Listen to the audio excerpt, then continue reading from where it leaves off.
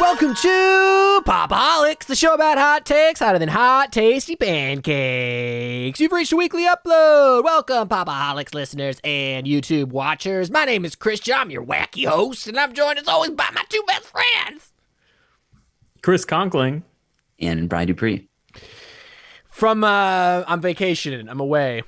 Totally not green screen at all. This is where I live now. It looks beautiful where you are.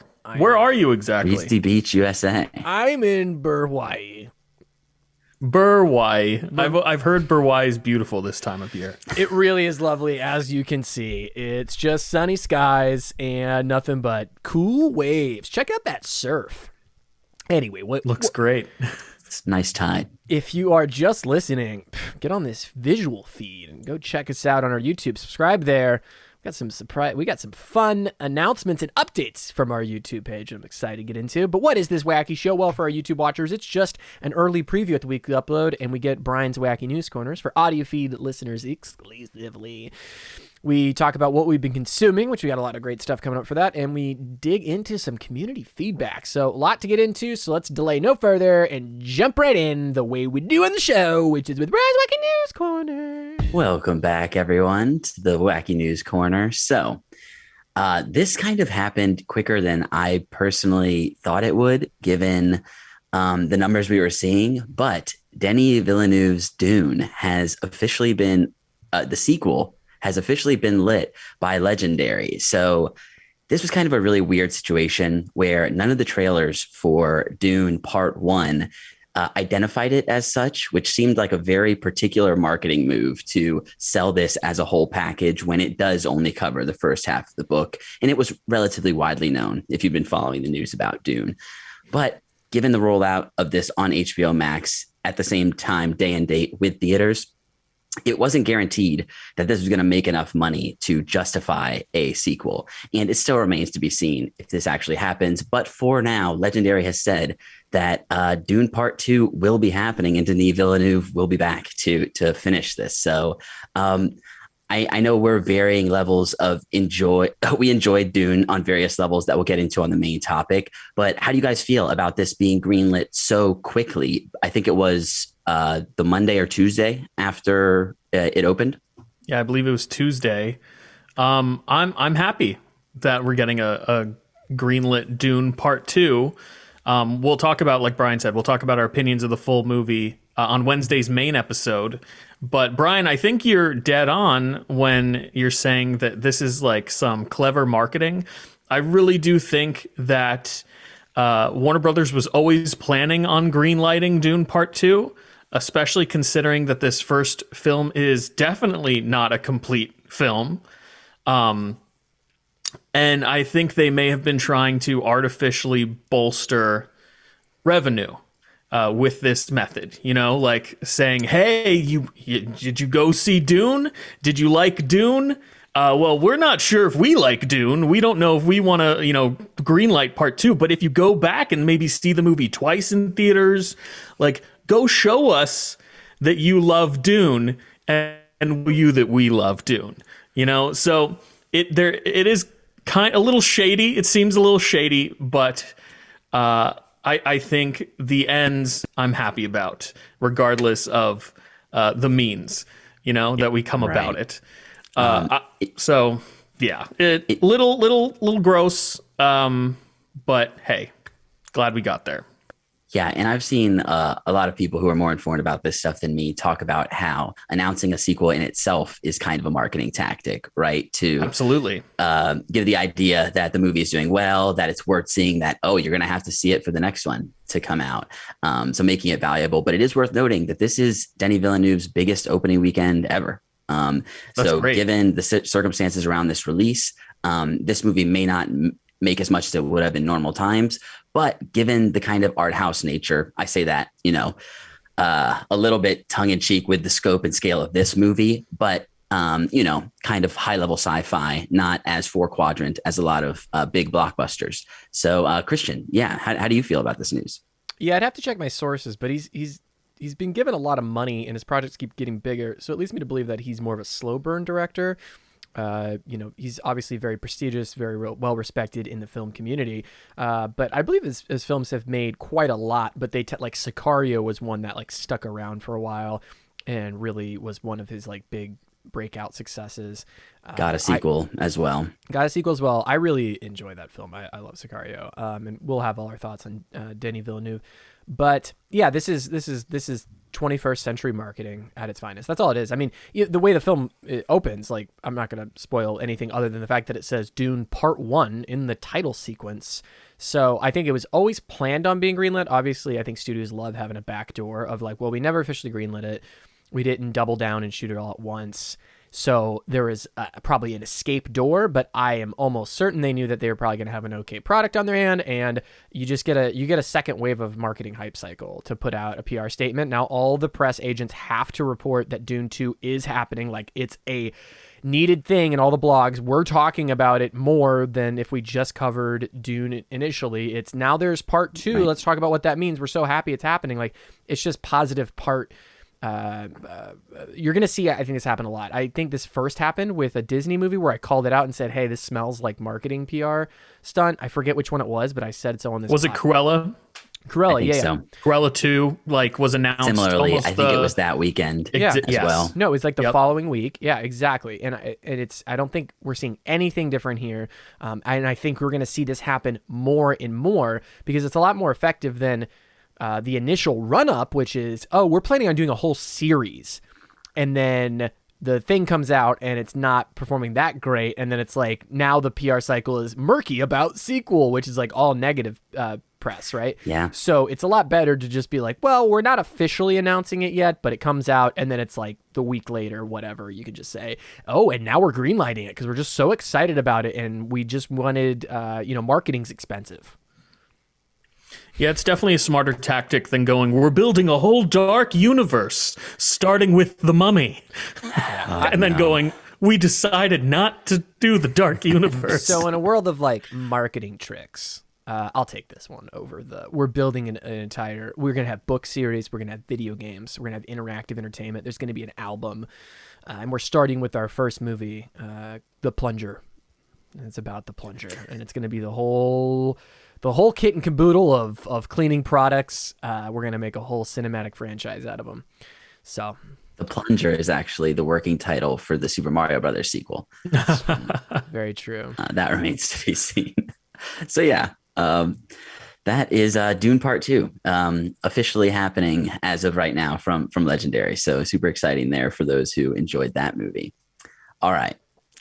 We used the word superfluous last week, and it was around Toy Story 4, as well as what we were talking about.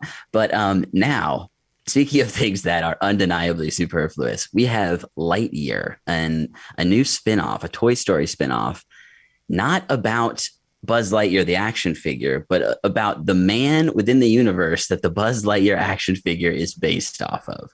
And he's voiced by Chris Evans. This is going to be directed by Angus MacLean. And we've got a teaser trailer for this with Starman by David Bowie behind it. We barely get any of the voice, first of all. So it remains to be seen how I really feel about Chris Evans as Buzz Lightyear. But this just looks like something, let's be honest, I'm probably going to watch it because it's going to be available for me to watch. But with that being said, there's no reason this movie should exist. And I don't have particularly high hopes for it, even though it is Pixar and Disney. So harsh. You think so? Very harsh, okay. Yeah. But that's great. This is great podcasting, Brian, because I saw the trailer and I wasn't expecting it to drop. So I kind of, wasn't expecting anything from it. It came out of nowhere. I had so many emotions watching this trailer. And I'm the one that called Toy Story 4 superfluous last week during our main episode. I'm excited about this movie. I'm not going to lie. Like, we kind of glossed over it when we covered everything from the Disney. Yes. Thanks, Pass Chris. He knows what he's talking about. He and I share many emotions. We glossed over this a little bit during the Disney Investor Day last year because it was kind of like a passing thing. my emotions honestly aligned more with yours, Brian, when they mentioned it during the Investor Day. I was like, that's definitely just like a whole marketing scheme, like just doubling down or quadrupling down on the Toy Story franchise at this point, the popularity You guys remember of Buzz that Lightyear. awesome suit? Throw some dog tags on it. But you mentioned that, but like I genuinely got excited when I saw like Star Command on his t-shirt. Like it is kind of a military sect, but not in our. I don't know, man. I don't know what this movie's going to be. Lightyear is going to be oppressing the indigenous people of other planets. It's going to be terrifying. With the Bowie song playing in the background of this trailer and the way a lot of these shots are lit, I was joking on Twitter immediately after watching the trailer. I was like, is Ridley Scott directing fucking Lightyear? Because there's so many shots that look like The Martian in this trailer. A major plot point that I'm not going to get into spoilers for The Martian, but a major plot point of something that is completely preposterous in the context of The Martian in a quote unquote realistic sci-fi movie. But that's besides the point. They show that exact thing nearly being done in this trailer. So you're spot on for sure. Yes. So I'm interested, and I like the character of Buzz Lightyear. Does this movie need to exist? Definitely not. But I like Chris Evans as well. I'm just so interested to see how this movie turns out, because it's something that I never would have expected Pixar to make. It's so strange. Christian, you literally just watched this teaser trailer. How do you feel about it? I think it looks really good. I don't know why you guys hate so much. I don't think this is going to be... Hate? I just gushed for like 5 minutes. If you could... You guys, is it just me? If you guys... Christian's seeing double Brian's. If you guys could just mellow out about the Lightyear trailer. Listen, Pixar's got a lot of stock in the bank for me emotionally. Like, they really don't have even their misses are fine.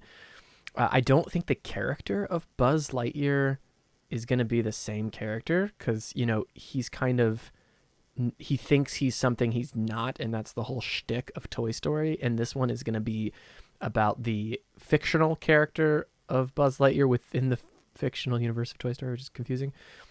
So I don't even know if this is taking place in the universe of Toy Story at this point. It might just be its own like separate this thing. is in the fictional universe that is in the fictional Toy Story universe. Does that make sense? So it doesn't have any... Wait, no, I don't think that is what it is. I think Buzz is a toy that is based on this guy, who's a real person, a real astronaut in their universe. Which means, Toy Story universe. Based on what we've seen in the trailer, there are aliens in the Toy Story universe? Well, we knew there were toys, so... Wait.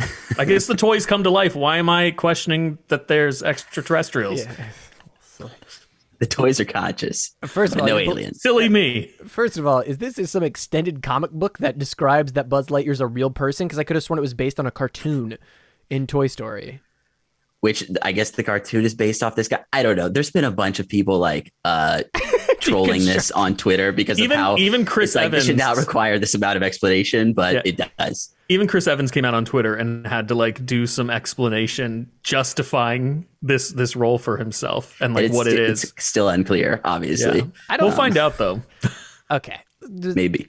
Despite that, it looks gorgeous. Like it looks like a beautiful Pixar movie. It definitely does. Yeah, that's very true. And I'm not that big of a David Bowie fan. Like Starman doesn't mean a whole lot to me. Like I think it's used very effectively in here, and they remix it quite a bit to give it more space, actually.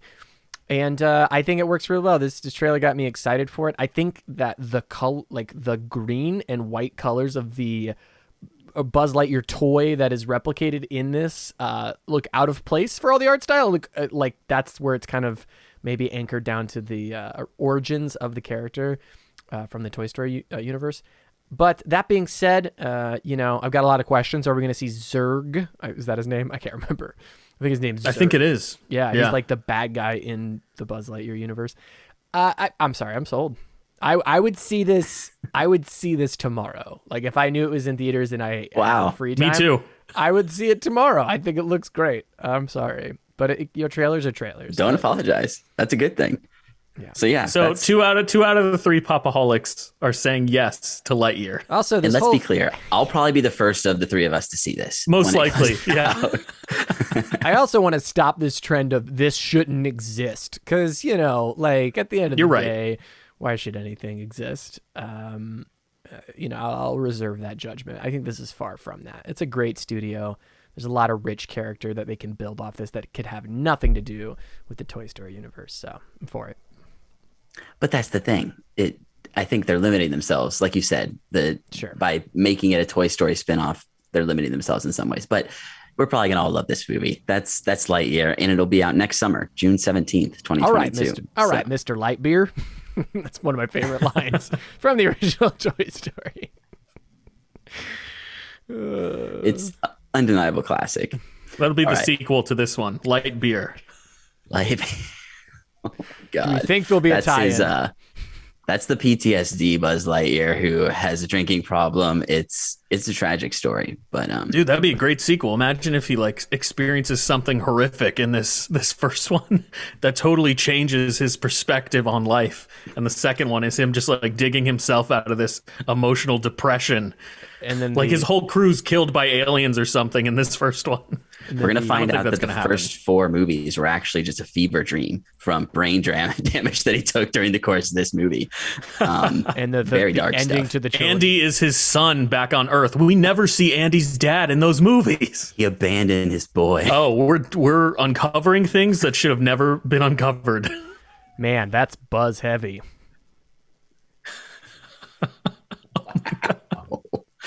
Buzz heavier. Nice. All right. So yeah, that's Lightyear. The teaser trailer's out now. It'll be out next summer. All right. Moving into our final piece of news proper. I just want to thank everyone that's watching right now and listening, all of our subscribers. We have only within the last 6 months or so established a YouTube presence. And for those of you who are unaware, as I was prior to getting into this, you need 100 subscribers before you can lock in a custom URL, which helps with search engine optimization and delineating us from pimple popping videos. Hopefully, remains to be seen. But I just wanted to thank everyone for subscribing. We are currently at 112 subscribers, and we've been kind of popping off this month. And Chris and I have been obsessively checking these numbers, and we finally locked in our custom URL. So I just want to thank all of our listeners and viewers because, we were really excited about this relatively minor goal, but huge for us. Yes, we are so incredibly appreciative of all of you taking the time to watch our videos and subscribe to the channel and helping us reach this initial goal of 100 subscribers so we can, help you find us. We were so sad to learn that you didn't come across the best stuff when searching Pop-O-Holics on YouTube, but now we've made it so it's incredibly easy thanks to you guys subscribing to our channel and helping us reach over 100 subscribers. YouTube.com/Pop-O-Holics. We're able to lock down the name without any numbers or additions or anything like that. So I just cannot express how incredibly grateful we are to all of you. And now you won't have to watch those other videos unless you like watching those videos. So no judgment if you do. And no judgment at all. Thank you guys so much. Beginning my campaign to get 100 people to unsubscribe from the Pop-O-Holics. That's my new goal. Oh, no. If you are subscribed, hit that unsubscribe button. I'm trying to get to... Well, I'm looking at our studio.youtube.com, and they're gone. Okay, well, wow. Mission accomplished. Thank you so much, everybody. We really appreciate it. I was just looking to strip some joy away from this happy train, and you really pulled through for us. Super grateful. Yeah, so thanks again, guys. We're going to continue putting out the best content we're going to keep growing. Can give for you guys. If you haven't subscribed, subscribe. That was a joke. For every person that unsubscribed, we know. I want 5 people to subscribe. So it is still the 100 people unsubscribe, but they've replaced themselves with 5 more people. With 5. So when the whole transaction is completed, we should have 17 subscribers. Yeah, is what you're saying? I'm not good at math. Okay. We'll keep everyone up to date on if we lose our custom URL due to Christian's shenanigans here. I cut the brake lines. Wild card. Yes. So moving into some stuff that's coming out this week, this Thursday on Hulu, there's a show that I haven't seen before called Taste the Nation with Padma Lakshmi. And it's been on Hulu for 4 seasons. Very popular show, award-winning travel and food docuseries that is doing a 4-episode holiday special that'll be out this Thursday. So it's investigating traditions around Thanksgiving, Hanukkah, New Year's, Christmas, Seolal, and Noche Buena, and takes it through kind of from the eyes of immigrant culture. So, for example, they're doing Korean New Year in Los Angeles, as well as Cuban Christmas in Miami. I know this isn't content we talk about a lot. We talk about a lot regularly, but around this time of year, we're getting to Thanksgiving, getting to Christmas. People are in the mood to think about food, think about gathering together, our customs and rituals that we all do. So this is probably going to be something nice, family content, turn your mind off for a bit and maybe learn something about some other cultures. So Ryan, that's on. Mm-hmm. I don't know what you're talking about. November 2018, we dedicated a whole month to food-themed content in honor of the season. So you're totally right. We did. It hasn't come back since then, but yes, exactly. We did dedicate a bit. Definitely go back and check that out. I saw something that was called Taste the Nation, but it was really different. It was like a parody on the UN. Not everybody was clothed. Anyway. Okay. That was, don't go looking up that one, fellow Pop-O-Holics. That you can't find that on Hulu. I'm a big fan of Australia. This is over my head, but moving on. They go down under. I've disappeared into the beach. Yep, I should have known. Brian played right into that. I did. That's my fault. This Sunday on Showtime, Dexter: New Blood, a upcoming miniseries, is coming back. So Dexter ran for 8 seasons and had a finale. I only saw the first season of this show, and I thought it was excellent. I heard kind of conflicting things about some of the later seasons, the way it ended. I'm not sure everyone was super happy about it, but they're coming back for another attempt. And if you're into this show, I got to imagine that you'll probably be interested in hopping back on. This is the first time it's going to be airing since 2013. So it's been a nice little break, but yeah. For those of you who don't know, this follows Dexter Morgan, played by Michael C. Hall, who is a forensic analyst. He works as a cop as a forensic analyst and is also a serial killer who you come to sympathize with more than you would expect you would, given what I've described.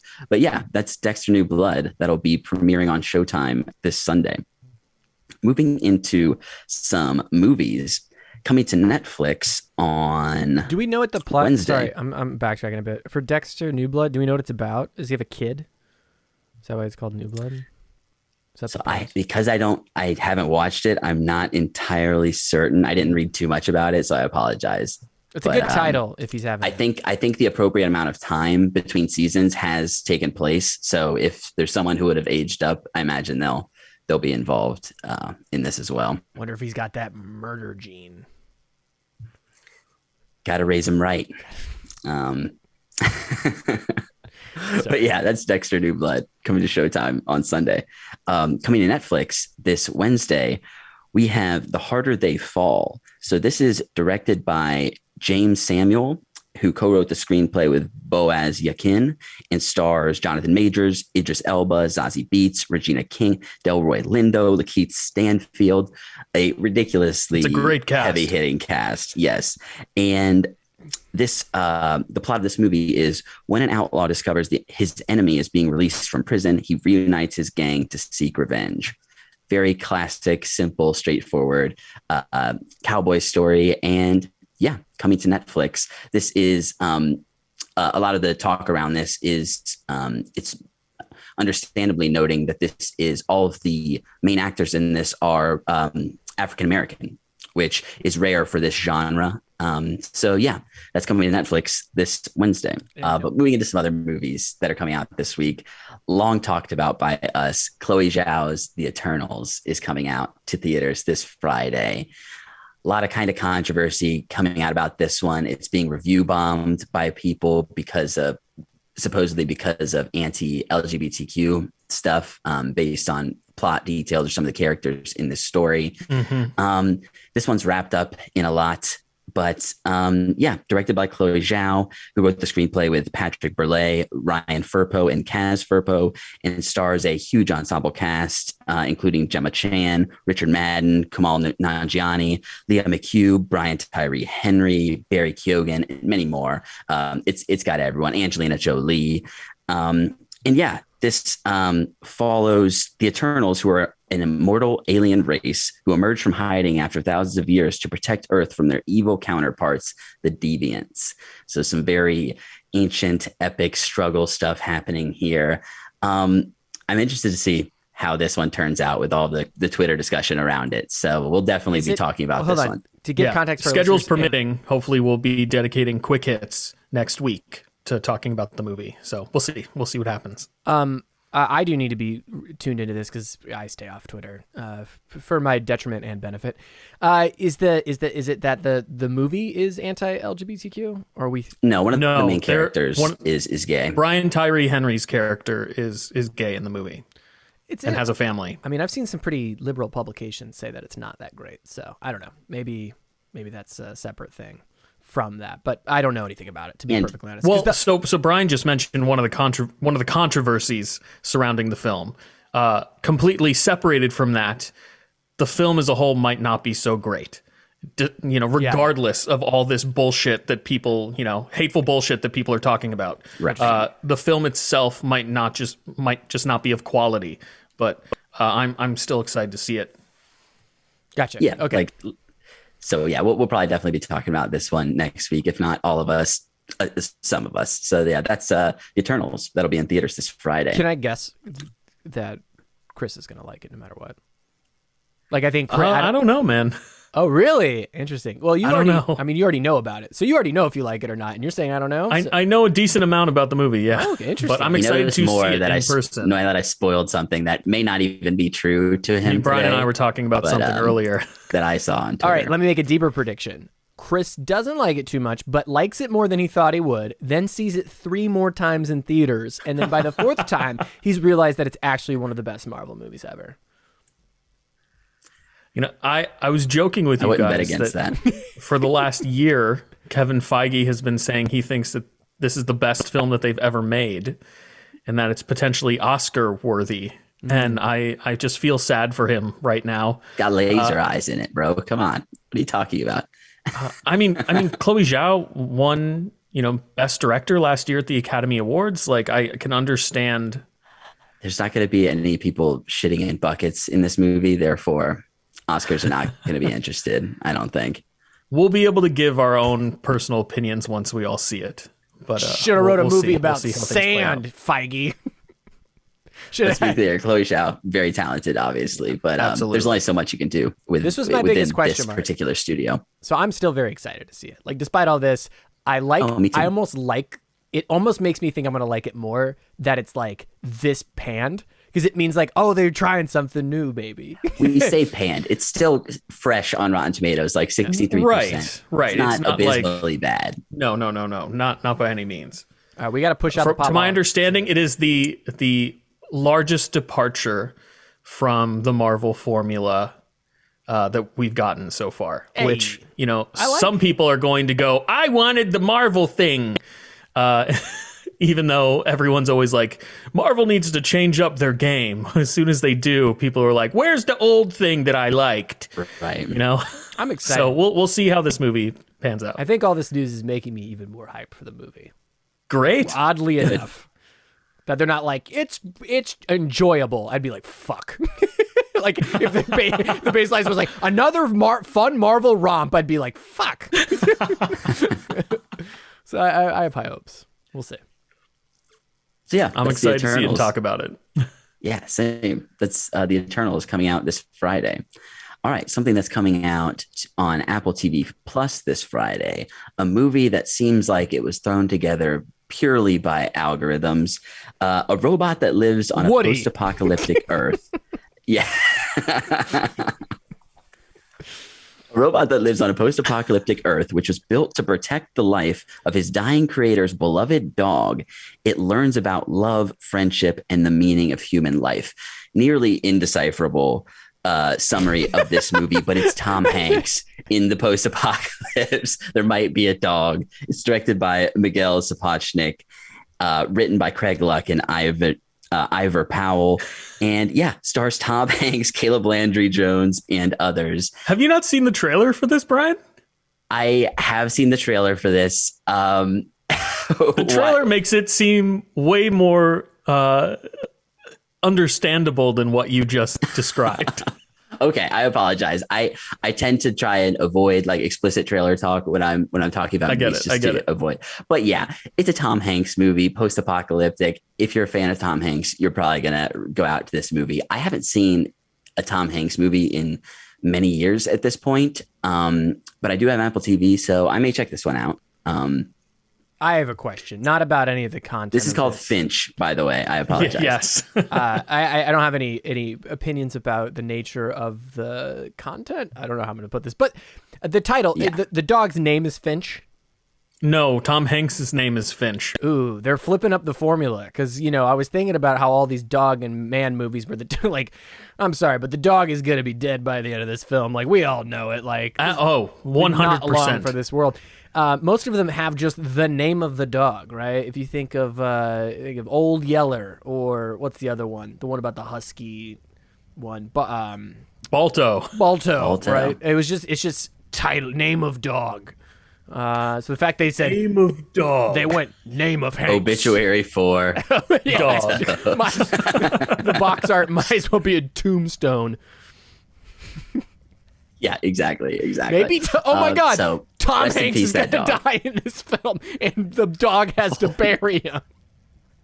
Wow, I'm calling the it. dog teams up with the robots. Okay, I just have to because you've mentioned that could possibly happen. Based, like Brian said that Tom Hanks's character Finch is dying in the film. And he's built a robot that's smart enough to drive a car and like converse with him and take care of a dog. So you might not be very far off, Christian. I'm just gonna say Tom Hanks is only in the first 10 minutes of this movie.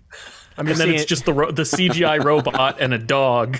I'm imagining for the remainder. Maybe I've spoiled it without intending to. I'm imagining the epilogue. We're gonna feel real bad if that turns out to be the case. The epilogue just has the dog sitting on a couch, and he looks over and sees a human bowl, and just a single tear goes down his eye. That's going to be a tearjerker. So that's Finch. That'll be on Apple TV Plus this Friday. All right, final movie that's coming out. One definitely Oscar bait, but one that I'm pretty intrigued by. Spencer is coming out this Friday to theaters. So this is set in 1991, and the summary is: while spending the Christmas holiday with the royal family at Sandringham House, Princess Diana decides to leave Prince Charles. So Princess Diana obviously died tragically young during the aftermath of this whole situation. I have never dug super deep into the circumstances around this. I know The Crown is a very popular show that has, in at least one season, dealt with Diana. Score by Johnny Greenwood here. Any movie that this man scores, I think it's going to be worth watching on some level for that. Directed by Pablo Larraín and written by Stephen Knight, and stars Kristen Stewart as Diana. So this one looks like it could be really good. Kristen Stewart, a lot of people think that she's not a particularly great actress because of her work on Twilight, but she's done a lot of really, really great stuff that I would recommend checking out. This is her best performance of her career. And I wouldn't be surprised if that's true. And she's done a lot of good work already. So, that's Spencer. That'll be in theaters this Friday. All right. Lastly, we've got Call of Duty Vanguard, the latest game in the Call of Duty franchise. This is the 18th installment. So you pretty much know what you're getting when you come to the Call of Duty franchise. This is going to be out on all the latest systems, Windows, the PlayStations, the Xboxes, and so they have 4 new game modes, which I'm not going to get into the entirety of all this, but they have varying scales of difficulty and number of people that you're playing with, as well as a handful of new multiplayer online plays, as well as the standard classic story mode. I've never been big into these games. I think the only one I played a relatively good amount of was Black Ops 2. So it's been a couple of systems since I've played into these games. But if you're into shooters, I know we don't talk about video games often, but I wanted to shout this one out because I know it'll probably be a popular one. And just wanted to that's actually it for the news this week. Before we get off, thanks, Brian. I appreciate it. But I do want to make one mention of Call of Duty. What is it called? Vanguard. Activision's been in some hot water because they don't treat their female employees very well, as it turns out, at the video game company. Okay. And Activision is one of the biggest studios in the world, and they bought Blizzard and all this other stuff. What's so funny is all these divisions of Activision are trying to like kind of distance the branding of Activision. So this is the first Call of Duty that is being produced officially by the Call of Duty video game company. It's like Call of Duty presents Call of Duty Vanguard, which I think is a fun fact to be aware. But there's just too many of these games that come out too often. They're giant. I even bought the last one. I think the last one was a Black Ops because they alternate the studio to do a annual cycle. It's one studio makes. That was one of the first games you tried to load on your PS5, wasn't it? I did, and it was fine. A little underwhelming, but people love and they make lots of money. It's like there's some people that only play Call of Duty. They're just like, there's a new Call of Duty, that's what I play. Like some people that just play Madden. So it's one of those games. So big deal for a lot of people. Not for this guy. It would take like a lot of reviewers going and a lot of people talking to me like this is actually revolutionary for me to even consider picking one up. So anyway, thanks, Brian. Appreciate you bringing the news. That's Call of Duty Vanguard. Brian bringing us the news. Thank you so much. And that's going to do it for the news this week. So YouTube watchers, please hit that subscribe button. Or if you unsubscribe, the only rule is that you need to get 5 people to resubscribe in your place. That's what I'll say there. But gentlemen, where can people find more of your work on the internet? Loyal viewers and listeners, you can find me on Twitter at Chris Conkling, talking about all things nerdy, video games, television, movies, comic books, collectibles. If it's nerdy, I'm talking about it. And you can find me at True Pop-O-Holic, as listed below. And mine just says Christian. You didn't get the memo, man? I didn't get. No, I did. I just didn't do anything about it. You can find my band at Midnight Satire. Searching for that on all the stuff. Music. There's music. Positive NDA. Very tired. But that'll do it for this section. YouTube watchers. Bye. See ya.